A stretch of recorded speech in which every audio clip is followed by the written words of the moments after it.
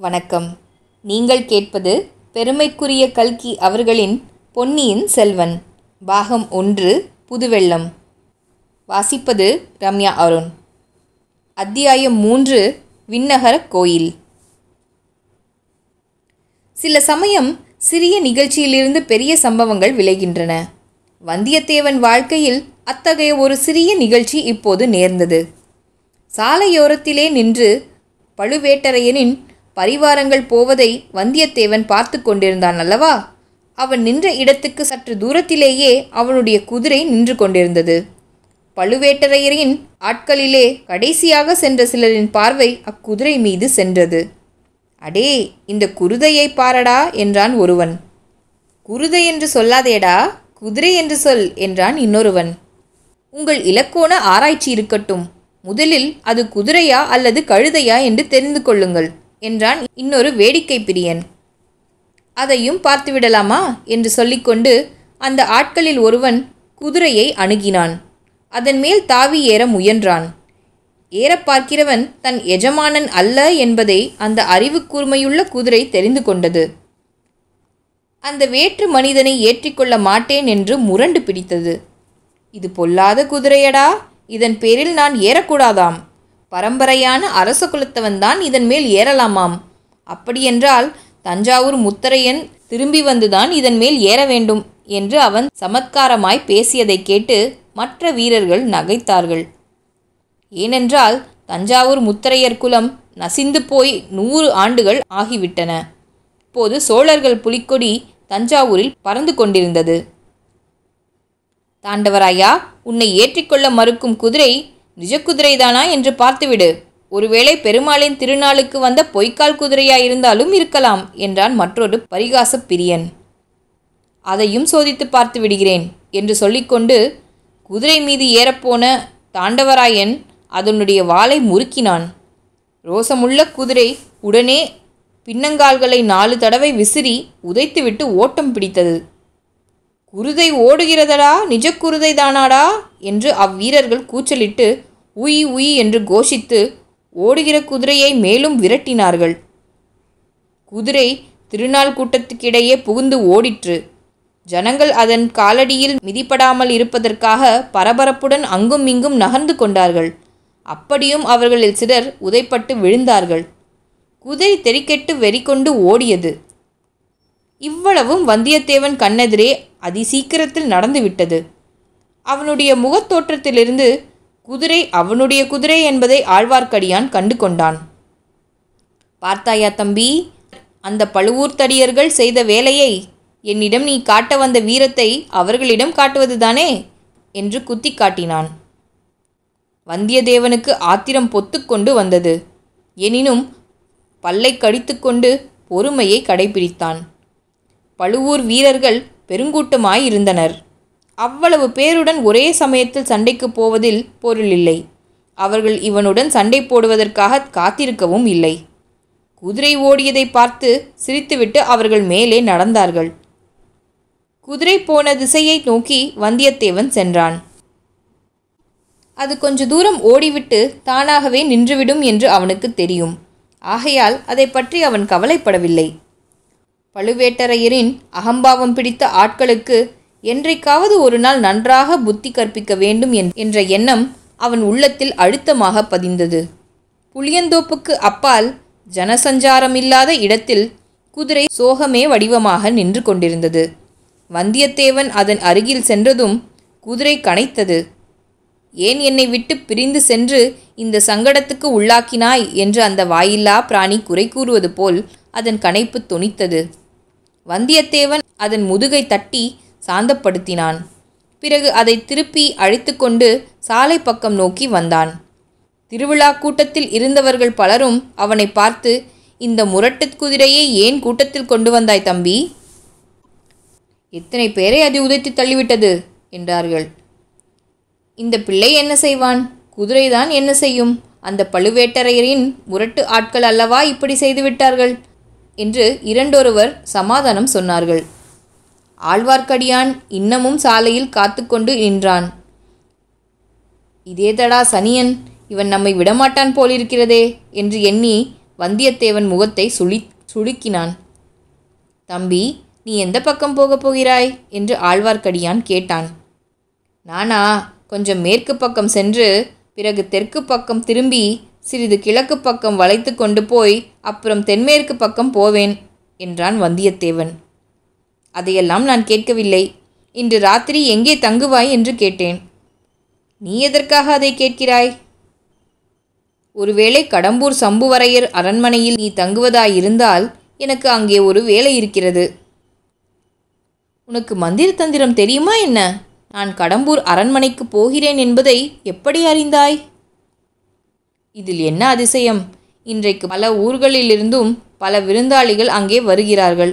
பழுவேட்டரையரும் அவர் பரிவாரமும் அங்கேதான் போகிறார்கள். மெய்யாகவா என்று வந்தியத்தேவன் தன் வியப்பை வெளியிட்டான். மெய்யாகத்தான். அது உனக்கு தெரியாதா என்ன? யானை, குதிரை, பல்லக்கு, பரிவட்டம் எல்லாம் கடம்பூர் அரண்மனையை சேர்ந்தவைத்தான். பழுவேட்டரையரை எதிர்கொண்டு அழைத்து போகின்றன. வந்தியத்தேவன் மௌன யோசனையில் ஆழ்ந்தான். பழுவேட்டரையர் தங்குமிடத்தில் தானும் தங்குவதென்பது எளிதில் கிடைக்கக்கூடிய வாய்ப்பு அல்ல. அந்த மாபெரும் வீரருடன் பழக்கம் செய்து கொள்ள ஒரு சந்தர்ப்பம் கிடைத்தாலும் கிடைக்கலாம். ஆனால் அவருடைய முரட்டு பரிவாரங்களுடன் ஏற்பட்ட அனுபவம் இன்னும் அவனுக்கு கசந்து கொண்டிருந்தது. தம்பி, எனக்கு ஒரு உதவி செய்வாயா என்று ஆழ்வார்க்கடியான் இரக்கமான குரலில் கேட்டான். உனக்கு நான் செய்யக்கூடிய உதவி என்ன இருக்க முடியும்? இந்த பக்கத்துக்கே நான் புதியவன். உன்னால் முடியக்கூடிய காரியத்தையே சொல்வேன். இன்றிரவு என்னை கடம்பூர் அரண்மனைக்கு அழைத்து கொண்டு போ. எதற்காக? அங்கே யாராவது வீரசைவர் வருகிறாரா? சிவன் பெரிய தெய்வமா, திருமால் பெரிய தெய்வமா என்று விவாதித்து முடிவு கட்டப் போகிறீர்களா? இல்லை இல்லை, சண்டை பிடிப்பதே என் வேலை என்று நினைக்க வேண்டாம். இன்றிரவு கடம்பூர் மாளிகையில் பெரிய விருந்து நடைபெறும். விருந்துக்கு பிறகு களியாட்டம், சாமியாட்டம், குரவை கூத்து எல்லாம் நடைபெறும். கூத்து பார்க்க வேண்டும் என்று எனக்கு ஆசை. அப்படி இருந்தாலும் நான் உன்னை எப்படி அழைத்து போக முடியும்? என்னை உன் பணியாள் என்று சொன்னால் போகிறது. வந்தியத்தேவனுக்கு முன்னால் ஏற்பட்ட சந்தேகம் வலுப்பட்டது. அந்த மாதிரி ஏமாற்று மோசடிக்கெல்லாம் நீ வேறு யாரையாவது பார்க்க வேண்டும். உன்னை போன்ற பணியாளன் எனக்கு தேவையில்லை. சொன்னால் நம்பவும் மாட்டார்கள். மேலும் நீ சொன்னதையெல்லாம் யோசித்து பார்த்தால் என்னையே இன்று கோட்டைக்குள் விடுவார்களோ என்ற சந்தேகம் உண்டாகிறது. அப்படியானால் நீ கடம்பூருக்கு அழைப்பு பெற்று போகவில்லை என்று சொல்லு. ஒரு வகையில் அழைப்பு இருக்கிறது. சம்புவரையர் மகன் கந்தன் மாறவேள் என்னுடைய உற்ற நண்பன். இந்த பக்கம் வந்தால் அவர்களுடைய அரண்மனைக்கு அவசியம் வரவேண்டுமென்று என்னை பல முறை அழைத்திருக்கிறான். இவ்வளவுதானா? அப்படியானால் உன் பாடே இன்றைக்கு கொஞ்சம் திண்டாட்டமாகத்தான் இருக்கும். இருவரும் சிறிது நேரம் மௌனமாக போய்க் கொண்டிருந்தார்கள். ஏன் என்னை இன்னும் தொடர்ந்து வருகிறாய் என்று வந்தியத்தேவன் கேட்டான். அந்த கேள்வியை நானும் திரும்ப கேட்கலாம். நீ ஏன் என்னை தொடர்கிறாய்? உன் வழியே போவதுதானே?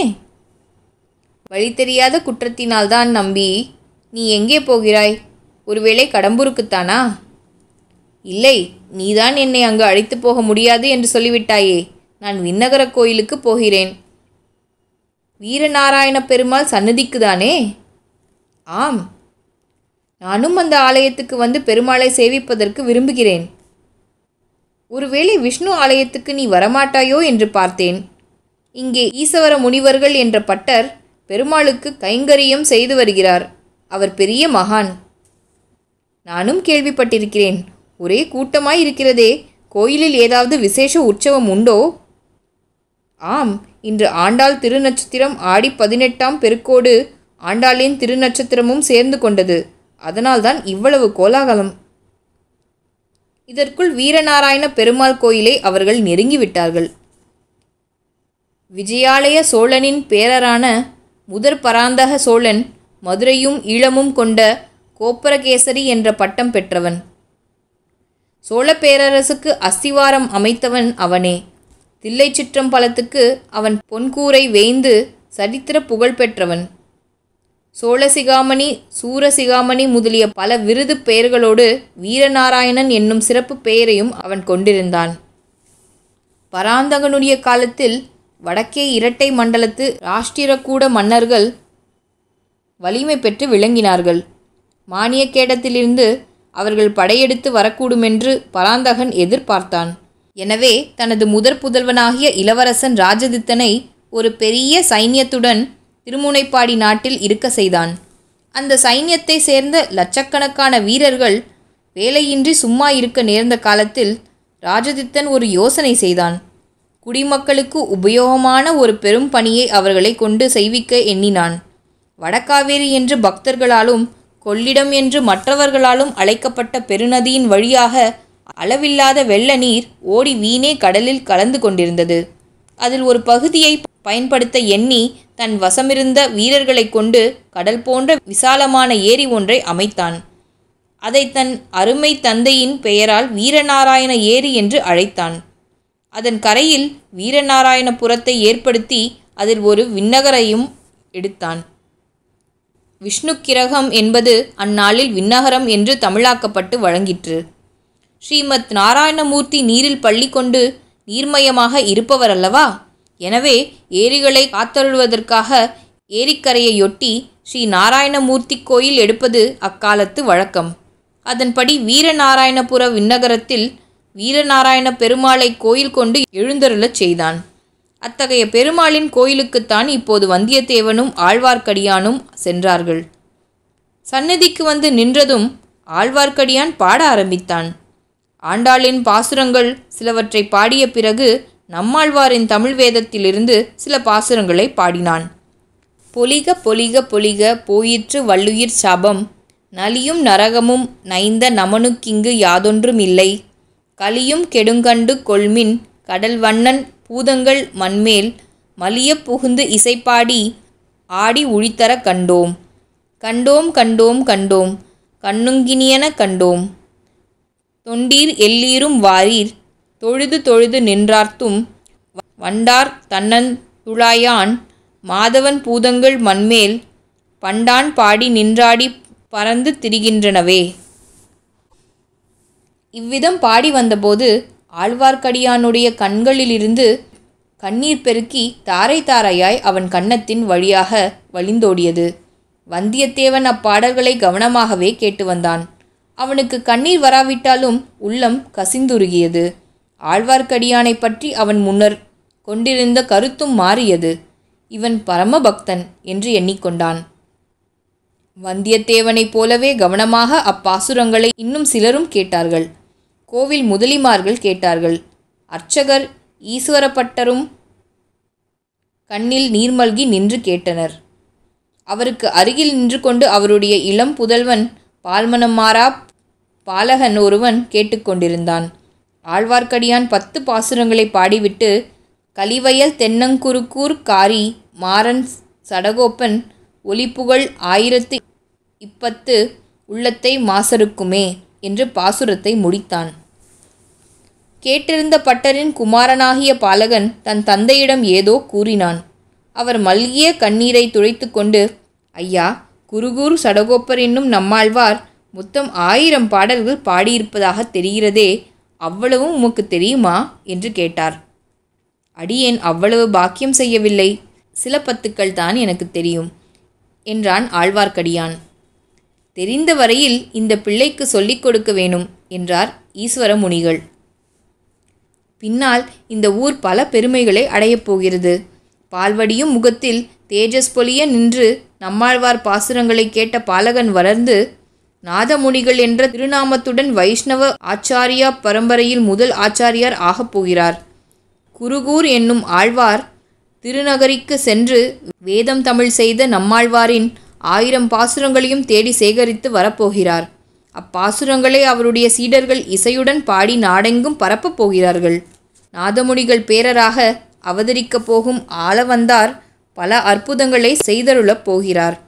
இந்த இருவரும் அவதரித்த சேத்திரத்தை தரிசிக்க உடையவராகிய ஸ்ரீ ராமானுஜரே ஒரு நாள் வரப்போகிறார்.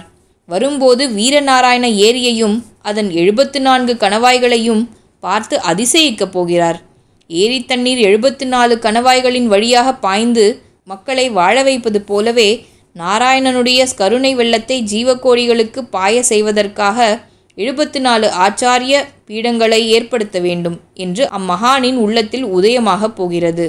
அதன்படியே 74 சிம்மாசனாதிபதிகள் என்ற பட்டத்துடன் வைஷ்ணவ ஆச்சாரிய புருஷர்கள் ஏற்பட போகிறார்கள்.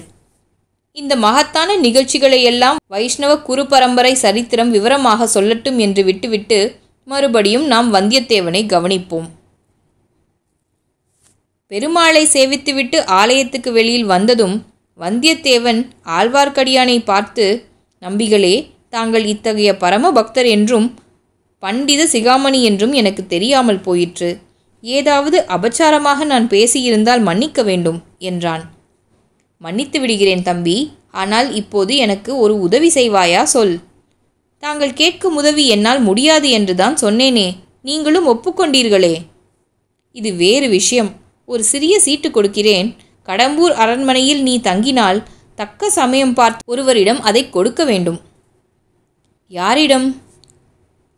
பழுவேட்டரையரின் யானைக்கு பின்னால் மூடு பல்லக்கில் சென்றாலே அந்த பெண்மணியிடம். நம்பிகளே, என்னை யார் என்று நினைத்தீர்கள்? இம்மாதிரி வேலைக்கெல்லாம் நான் தானா ஆகப்பட்டேன்? தங்களை தவிர வேறு யாராவது இத்தகைய வார்த்தையை என்னிடம் சொல்லியிருந்தால்... தம்பி, படபடப்பு வேண்டாம். உன்னால் முடியாது என்றால் மகாராஜனாய் போய் வா. ஆனால் எனக்கு மட்டும் இந்த உதவி நீ செய்திருந்தால் ஏதாவது ஒரு சமயத்தில் உனக்கும் என் உதவி பயன்பட்டிருக்கும். பாதகமில்லை, போய் வா. வந்தியத்தேவன் பிறகு அங்கே ஒரு கணம் கூட நிற்கவில்லை. குதிரை மீது ஏறி விரைவாக விட்டுக்கொண்டு கடம்பூரை நோக்கி சென்றான். இத்துடன் இந்த அத்தியாயம் முடிவடைகின்றது. இந்த ஆடியோ புக் உங்களுக்கு பிடித்திருந்தால் லைக், கமெண்ட் அண்ட் ஷேர் செய்யவும். தொடர்ந்து எங்களது ஆடியோ புக்ஸை கேட்பதற்கு சேனலை சப்ஸ்கிரைப் செய்யவும். அடுத்த அத்தியாயத்தில் இணைவோம். விடைபெறுவது ரம்யா அருண். நன்றி.